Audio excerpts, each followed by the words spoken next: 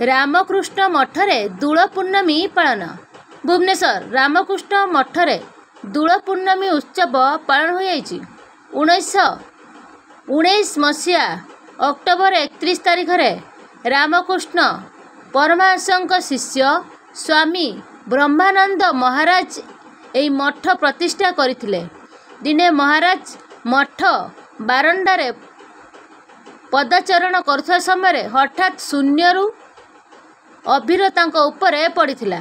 महाराज आश्चर्य हुई उपस्थित शिष्यों को पांजी देखा कहबारू जनागला से दिन दोल पूर्णमी। तेणु तापर वर्ष ठारू दोल पूर्णमी उत्सव एठारे पालन होता है। एवर्ष मध्य मठर अध्यक्ष तत्वावधान साधु ब्रह्मचारी स्थानीय भक्त कलिकतार आसथिबा बंगीय भक्त माने एथिरे सामिल होइथिले। प्राय 200 भक्त भजन कीर्तन और प्रसाद सेवन रे आसीथिले। एथिरे श्री परमेश्वर धड़ एवं विजय टीका प्रोफेसर कल्याण घड़ई प्रभृति सहयोग करथिले। ब्यूरो रिपोर्ट ना घटिला ये बहुत गुरुत्वपूर्ण। थरे कौन है जने महाराज को कहले जे उपरु किछि से डास्ट भलिया किछि पड़ुची आबिर भलिया। तो से आश्चर्य हो गले। से महाराज को कही जाकरी कहले जे कौन है महाराज आबि कहीं पड़ुची ऊपर कहले ओ अच्छा अच्छा देखो देखो मु भावी ना आज होली दिवस आज होली देखो से जन गोटे पंजिका नाहला देखा गला जे हाँ से दिन टी थिला होली दिवस। से ठाकुर तांको कहितिला जे से ब्रजेर राखाल से स्वयं श्रीकृष्ण एवं से जन्म। ये दिवस टी अत्यंत गुरुत्वपूर्ण। आज यही पूर्ण दिवस रे मु ठाकुर माँ स्वामीजी पाखरे प्रार्थना करुँची तो से मानकर आशीर्वाद आम ऊपर वर्षित हो आम प्रार्थना।